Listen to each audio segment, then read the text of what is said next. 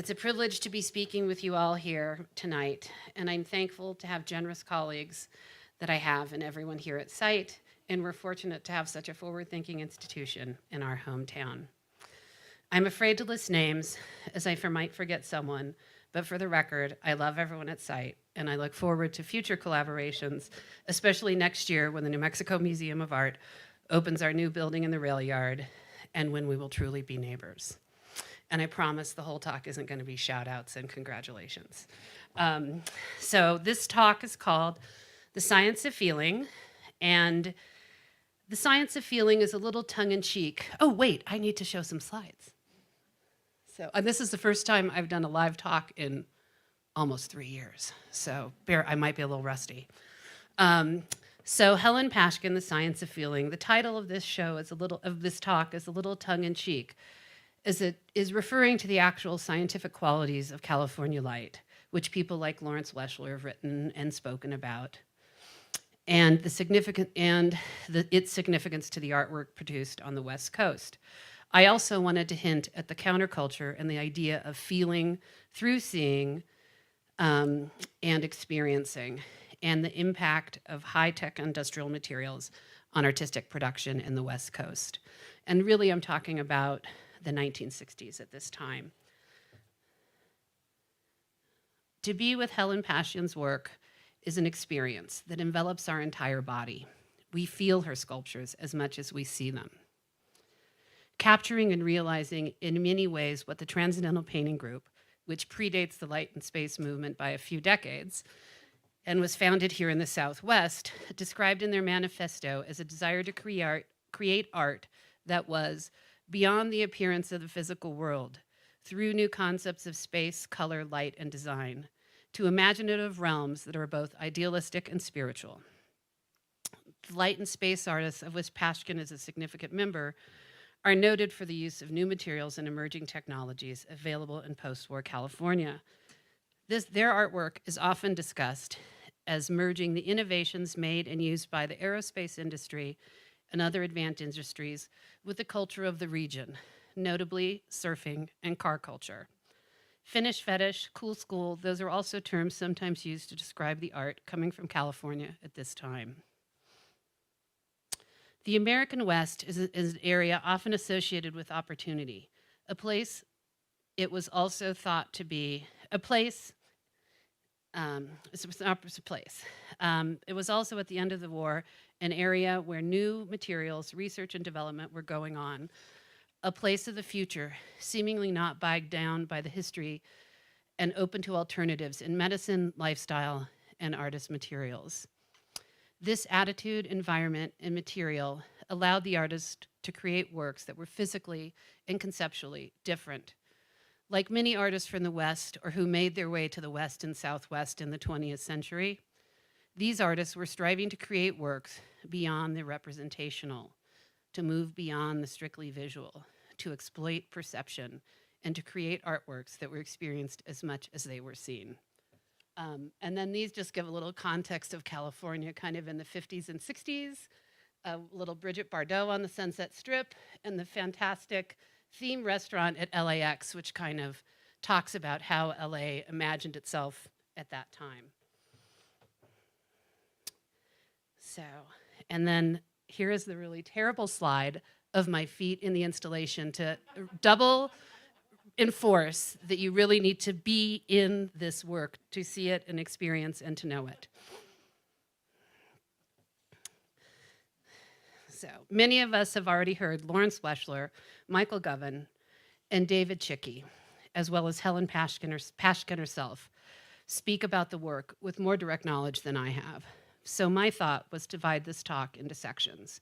And in keeping with the works in the exhibition, this is the last shout out, beautifully curated by Brande Keoba, these sections of the talk have permeable borders, so they kind of meld in and out of one another. I would like to look at the cultural context the work grew out of, look at the work in relationship to a few of Helen's colleagues, and I hope to support my belief that the West and the Southwest are locations of possibility. Artists and others who've come to the West do so for many reasons, but it's often in search of radical change, opportunity, escape, and for the light. A few are lucky enough to be born in the West and Southwest, like Helen Pashkin and myself. Um, and, you know, as an example, my family, the patriarchs on my father's side and my great-grandfather, one came to work for Cecil B. DeMille, and the other came to be a miner. So, you know, go California. So Helen Pashkin was born in 1934 in Pasadena. She studied art and art history at Pomona College with Seymour Slive from 1952 to 1956. Slive was an important influence on Pashkin. His expertise were the Dutch masters, and after studying with Slive, Helen went on to New York to study at Columbia for a year in 56, and in 1957 moved on to Boston University, where she received her master's in art history.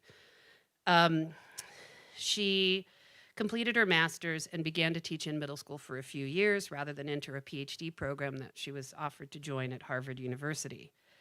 She quits teaching in 1960 to pursue her art full-time, at that time as a painter, and in 1963 returns to California to live by the beach.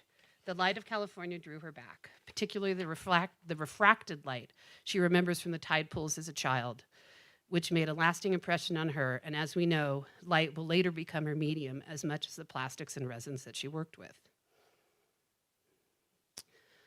One of the earliest people to write about West Coast post-war art was Peter Plagans in his 1974 book, Sunshine and Muse. The title referring to the plentiful sunshine, but also the fact that the state itself was a muse and an inspiration. This early publication about the modern art coming from the West Coast posits that art rose out of a list of things, including desert air, youthful cleanliness, spatial expanse, a lack of architectural tradition outside of Irving Gill, Richard Neutra, Rudolf Schindler, and Craig Elwood, and the direct quote here is, most vaguely and most importantly, out of optimism. I agree with Plagans about the optimism. I want to point out that in this talk, I make a difference between optimism and possibility. Like Pashkin's work and like consciousness, it's hard to pinpoint and define borders or locations, but we do know they exist for optimism, for Pashkin's work, and for consciousness.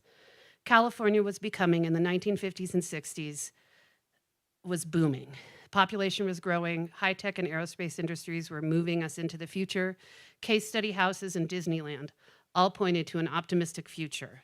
Like modernism, there was a belief in that newer meant better, advancement meant progress, and the tools and chemistry derived from the war industry, research at Caltech, and that the Jet Propulsion Lab were seen as positive, leading us to a brighter future. I'm including these two images here of works by artists from the West Coast, abstract classicists John Mclaughlin and Frederic Cammersley. I'm including these for a couple reasons. First, they're two great paintings in the Museum of Art collection. And second, because I think they reflect some of this optimism. Also, because both Frederic Cammersley and John Mclaughlin were teaching at Pomona College at the time that Helen Pashkin was a student there. Also, because their work is very representative of the difference between East Coast and West Coast work at the turn of the century. So here we have Mclaughlin and Hammersley, two of the four abstract classicists, and then for contrast here, I have an Elaine de Kooning East Coast abstract expressionist work from '59 next to a Carl Benjamin piece called Inter from '67. The abstract classicists were cool, composed, balanced, and restrained, and on the West Coast. The East Coast abstract expressionists were brash, emotive, and frenetic. The West Coast abstract classicists are giving us the visual equivalents to cool jazz and the open quality of the modern architecture. Oh wait, that's 2 slides away.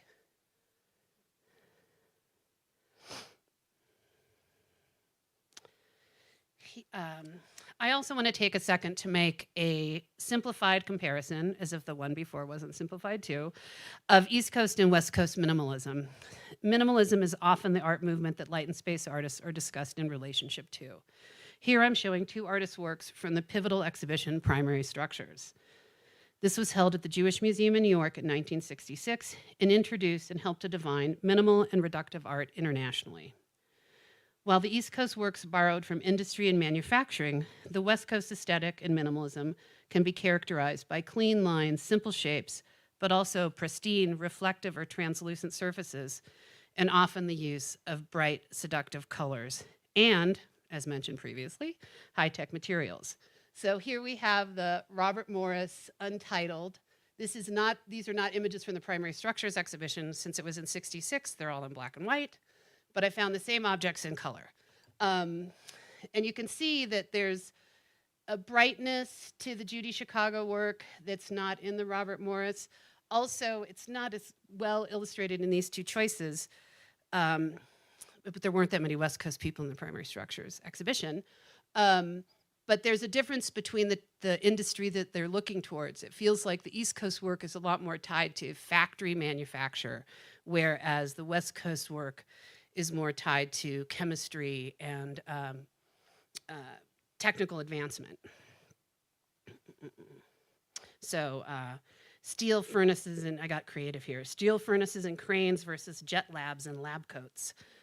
These seductive colors and surfaces were often considered less serious. Art in California was still considered frivolous, if not a wasteland, to most of the art establishment. So this is an early 1968 sphere by Helen Pashgian.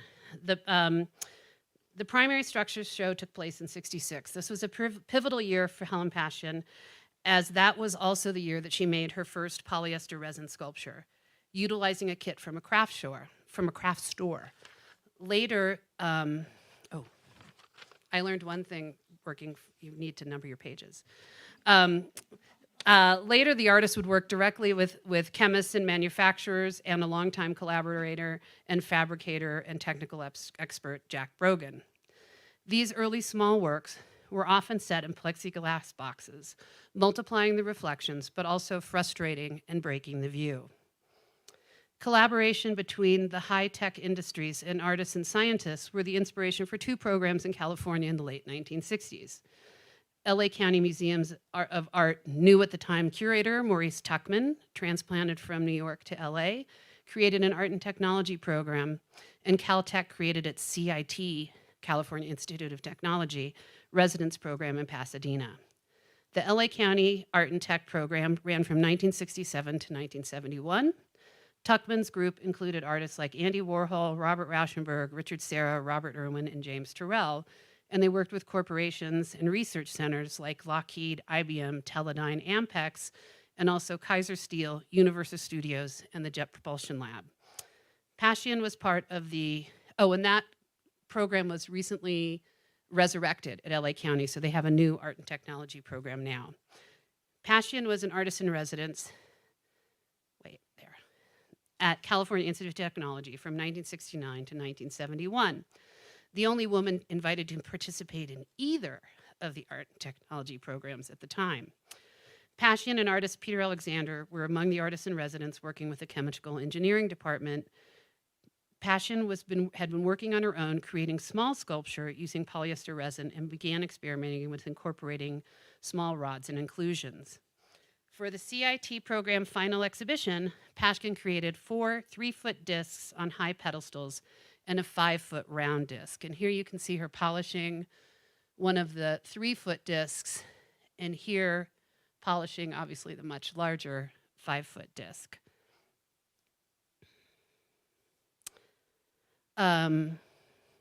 So she had been just the CID program. She was working on this large disc for their final exhibition in the gallery at Caltech when Peter Alexander realized she was never going to get this sanded down in time.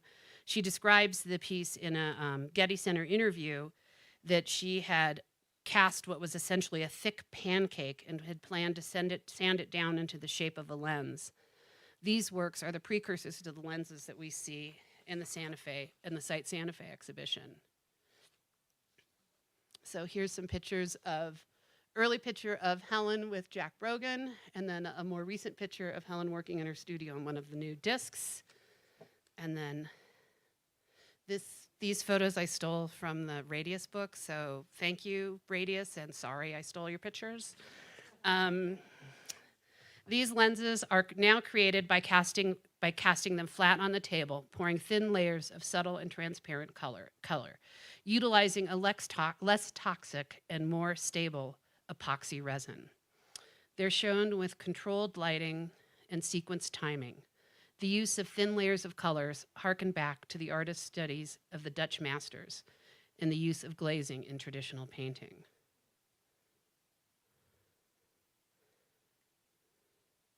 So this is a quote from a recent Artforum article, a quote from Helen Pashgian. So here, first, here's a side view of one of the lenses. I know all of you have seen the show, but you can see the very thinness of the edge. And then this is a frontal view. And then while I read Helen's quote, I'm going to just put full screen one of the diffused images of the lenses. Some people, this is Helen, and I don't know why I call her Helen because I haven't met her, but some people find my lens works very mesmerizing. They tell me that when the lights go up real high and then come down again, we know it's going to be the same color, but they feel they've changed themselves. So they're looking in a different way. Some people see color moving all around the walls because it can expand your perception. The timing of the light cycle gives your brains and eyes time to catch up and then readjust. The other thing about the lenses that everyone comments on is they're calming. In the frenetic, broken world we live in, when everything else is fast and digital, this is the opposite. It's quiet, it's timeless, and it does things to people. This is still the quote from from Artforum. It's about what light and space is all about, which is perception and the phenomenon of really having an experience, not just an observation. Once you stop trying to find an edge, we always want to know where we are to feel safe. Then relax and you're looking at pure color. It's okay to say what you feel. No two people will feel the same. I'm going to run into this next image of the columns that are up in this exhibition, and then kind of a sequence showing the timing of the shift in light over the time sequence. So Kirk Varnado, in his book, Pictures of Nothing, Abstract Art Since Pollock, describes this type of work and this type of viewing experience as embodying, quote, points of uncertainty and, quote, disembodied experience. This is because the artist working in plastics, and I'm talking really today just about the artists working on sculpture, platform, mounted pieces, not the artists who are working in large-scale room environments and things, because that is a whole other related, but whole other story.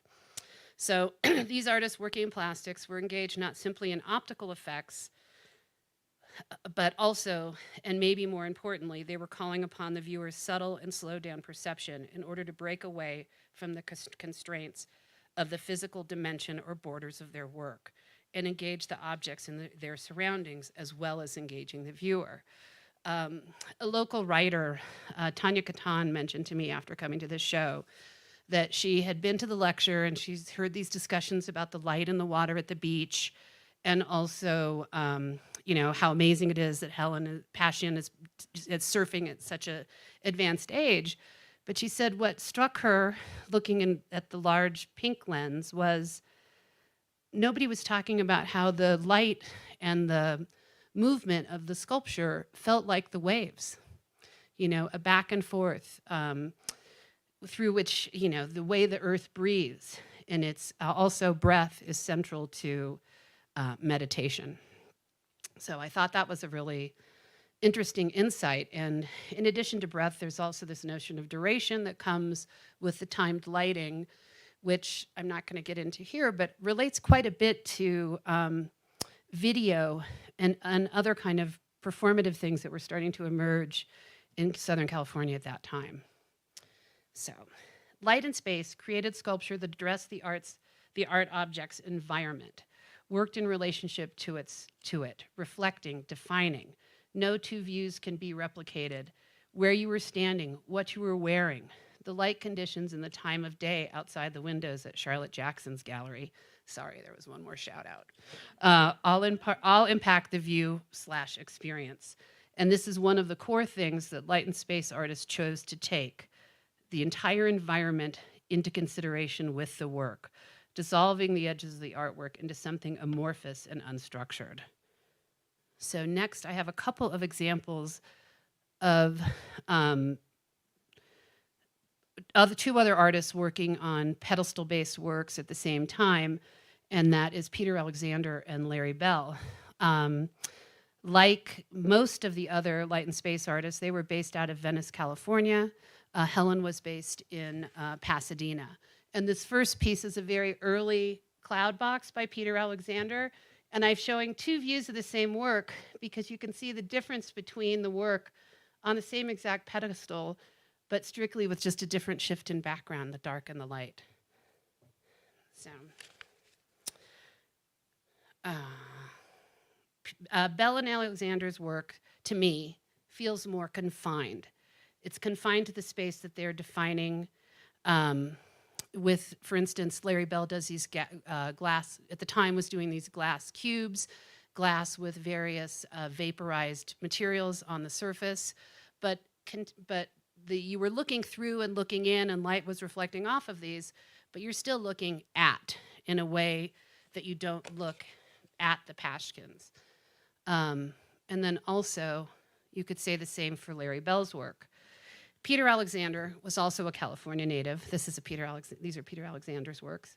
He was born in '39, passed away in 2020. He was a member of the Light and Space movement, but also an artist in residence at Caltech with Paschen through '69 to '71. Most of his well-known works are resin and plastic pieces. He discovered the signature media while he noticed the translucent disc left in the Dixie cup after repairing his surfboard. Due to the toxicity of the materials, he stopped using resin for a couple of decades, returning a couple of decades later to continue to make more works in epoxy resin. Alexander, it's interesting to note, started as an architect before developing a reputation in the 1960s for creating his sculpture and before getting an MFA at UCLA. He also, of interest, worked in Neutra's architectural office. Larry Bell was born in 1939 in Chicago and raised in California. He studied at Chenard, where Frederic Cammersley also studied. He's known for his glass boxes and vapor drawings and maintains a studio in Venice, California, and also a studio up here in Taos. And there's quite a lot of crossover between artists who lived and worked in California and who live here either part-time or full-time in New Mexico, not necessarily Santa Fe. All the examples of artwork I've been shown are pulled from the date range from about 1957 to 1971, aside from the Pashkins.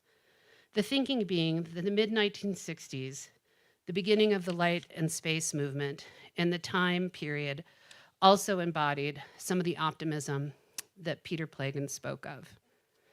In the late 1960s in California, the weight of the Vietnam War, the Manson family, the Watts Uprising, and the assassination of Robert Kennedy in Los Angeles at the Ambassador Hotel, I don't know why that always makes me sad, began to take their toll on the optimism and brought the arts in California to the dystopia that Mike Davis began to refer to in his book, City of Quartz, as sunshine and noir.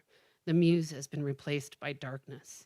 And this brought forward more pessimistic work by artists like Chris Burden and Mike Kelly. And I love this Catholic birdhouse with the easy way and the hard way. So anyway, but instead of leaving us on a downer, I have one more slide. Let's revel in the sunshine muse and forget about the noir for a moment. Let's celebrate the exhibit, what 88-year-old Helen Pashkin refers to as her mid-career retrospective. And I call that optimism and ambition. So please, if anybody has any questions, feel free to ask. And I want to thank you for being here.